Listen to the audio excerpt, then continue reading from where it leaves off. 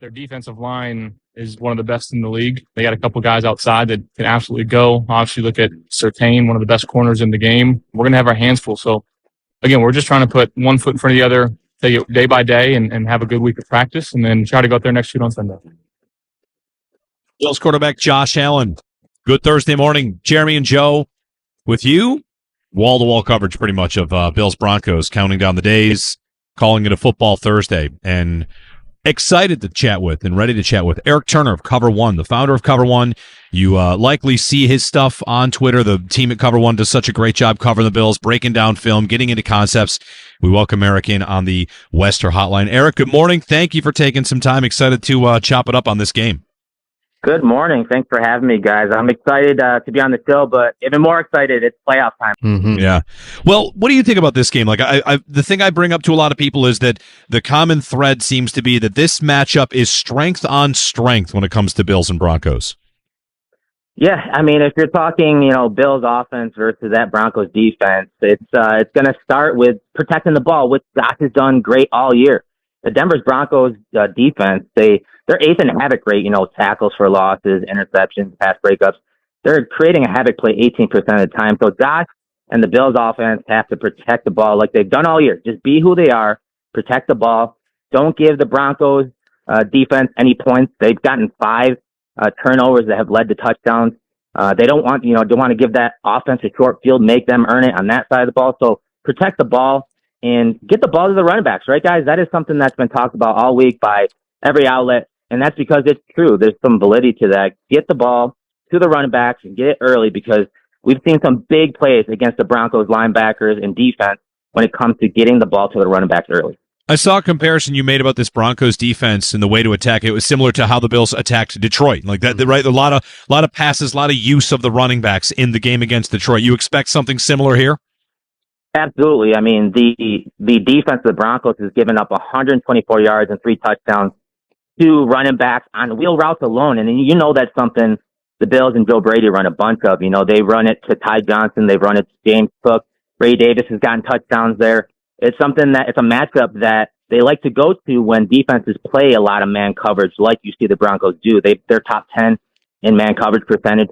And so getting the ball to the running back, whether it's on those wheel routes or early on those flare routes or swing routes, to get that matchup with a running back versus a linebacker of the Broncos, which is a weak spot in that defense, early in the play, early in the reads, and let them get into space and do some things. That's what the Bills have done all year. I mean, they've got several running backs that are capable of doing it on any given play, regardless who's in there. But getting them the ball quickly and early in reads will be key to this game when you're talking the passing game. Yeah, and that's beyond just the screen game, right, Erik? Because I saw Joe Marino tweeting about this earlier, that the Bills, they're number one in so many different categories when throwing the ball to running backs, but they really don't do it by ever running screens to them. No, definitely not. Like I said, those flares, when they run the mesh concept, which is normally, one of those man beater concepts where you have receivers like here crossing up with Coleman, they're getting picked, they're getting rubs. You're also getting some of that traffic for your running backs and getting it to them quickly in those reads. So if they're seeing man coverage, you're going to see a lot of mesh. You're going to see a lot of that running back being that alert or primary read. But when the Broncos do flip it up and switch and play zone defense, which you'll see them do, they'll disguise it really well. It'll look like man coverage, but then post-snap, they spin in the zone. They do have concepts that get the ball in the hands of the running back on curl swing routes where, hey, you're trying to get the running back on the perimeter of the defense, beating that linebacker out to the flat. So they have answers. They have answers to get the ball in the hands of the running back, whether it's man or zone. While we're on the running backs, I wanted to get to with you the Bills' run game going into this postseason, and I guess specifically to this matchup, how Denver fares against what the Bills do, and also I want to ask you about Cook in the season he had, but not just that, how you see him fitting into the system. Basically, what about what Brady has designed or has put together as a run scheme kind of gets the best out of James Cook and him having the season he did?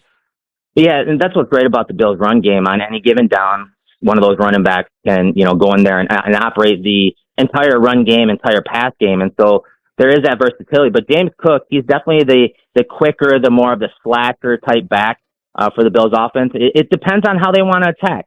Now, if they want to attack with those condensed formations with a quarterback under center, kind of slow the tempo down, some heavy personnel groupings. I don't think that's necessarily James Cook's game, but when they do get in those second down and 7, second down and 10 situations, and they spread it out a little bit, and then they're using some of that eye candy and action with the clear, where you're getting a little more space for James. He can see the defense a little clearer. You're getting more space in lighter boxes. Then that's when you can take advantage of the quickness, acceleration, and burst of James Cook, not just in the pass game, like I said, when it comes to getting the ball on the perimeter, but also up inside with some of those, tackle pull plays where he can set up blocks. That's where you're going to maximize James Cook. Erik Turner joining us on the Wester Hotline. You can find him on Twitter, Eric J. Turner.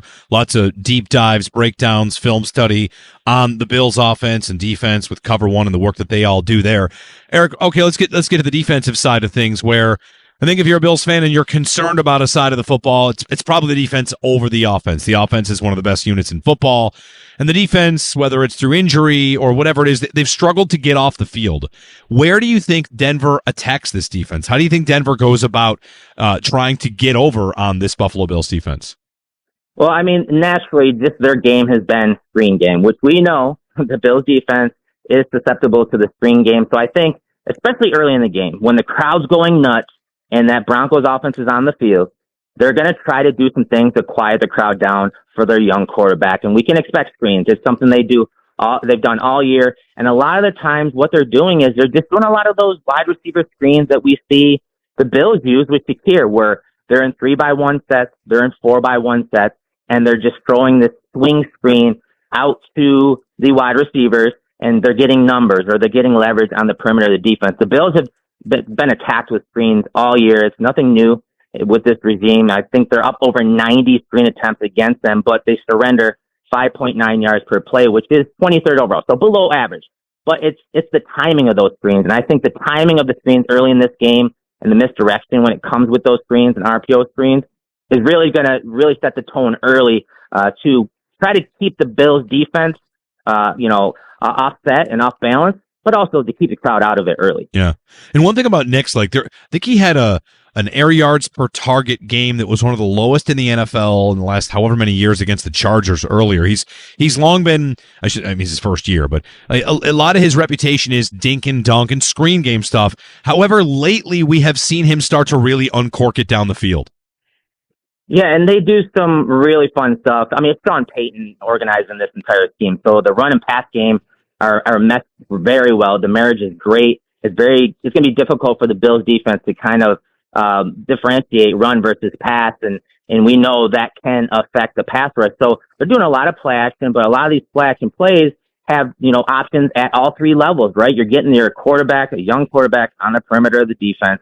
He's got half the field to read. You have a deep option, an intermediate option, and a short option. And then, of course, his legs. He can scramble as well. He's one of the better quarterbacks at doing that when it comes to that. But it allows him to read high to low. So if that Mims is screaming down the field as that third option deep, he's going to take that shot.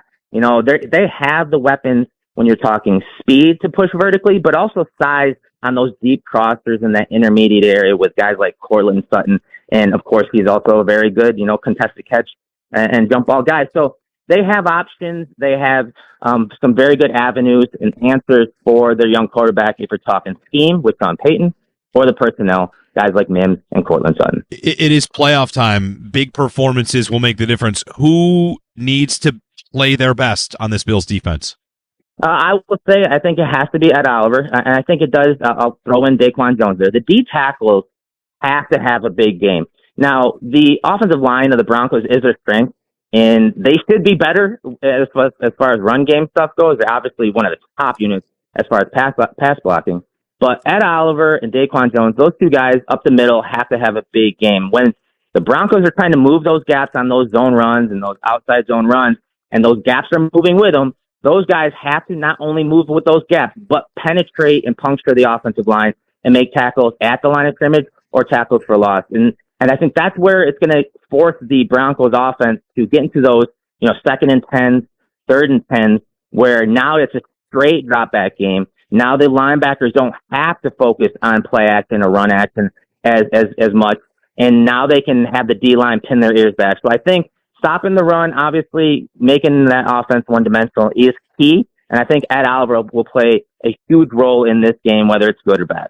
That almost sounds like that would help protect. I don't know if I want to label it this way, but protect Matt Milano in this game. And again, like part of the reason I want to just say like he is someone they could pick on is I know you did a good breakdown, Eric, of Milano against the Jets that kind of showed that, you know, at least in that one game, he might be closer to form. And with this talk of the screen game and in the intermediate level, like does all this add up to like this is a big test for what kind of form Milano is in? Yeah, Milano and, again, the linebackers as a whole, because, you know, you have Bernard coming back from injury. You have Milano still kind of working out the kinks, and athletically, he's fine. It's the play speed, right? And so now you're ratcheting up with a playoff game. Now you're ratcheting it up with a lot of misdirection and eye candy, which we know Sean Payton's going to bring. And so they're going to have to process several layers post-snap of the Broncos offense. And so it's going to test Matt Milano. Like you said, you're going to see some misdirection, and then they're just going to throw a running back screen. Matt Milano biting on that misdirection. Are his eyes in the proper place and on the proper keys to keep him in position to blow up some of these plays and be the guy that has really been the chaos creator over the last 3 years in this defense? Erik Turner on the Western Highland. Eric, finally, how nervous should anyone be? You know, what's the you know, it's the playoffs. It matters a lot. I mean, they're favorites. They're 8.5-point favorites. So being nervous is normal because it's one and done if you lose. So, you know, where should we all be? Listen, I'm just as nervous. I don't like having the being the favorite in this manner.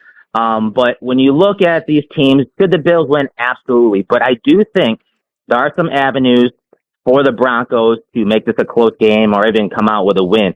Do I think they win? No, but there are some matchups. Like I said, if we're talking offense versus their offense versus the Bills defense, their guards, their offensive line versus the Bills defensive line, there are some avenues for the Broncos to control this game and to keep Josh Allen off the field. And I think that's what they have to do. And so on the Broncos side of the ball, it's going to come down to, can they slow down Josh? Because I don't think they can completely shut Josh down. Not many defenses can. Can they slow him down? Can they rattle him enough in this offense, keep it close so that the offensive script of the Broncos can match and get some points on the board too? It's going to be a fun battle. I do think there are avenues and options on both sides of the ball. The NFL is a game of matchups and personnel and scheme, and so there's a reason the Broncos are in the playoffs, regardless of what their record was. There are avenues for them to win this game. All right, very good. Erik Turner, Cover One. Thanks, Eric. Thanks, Eric. Of course, you guys take care.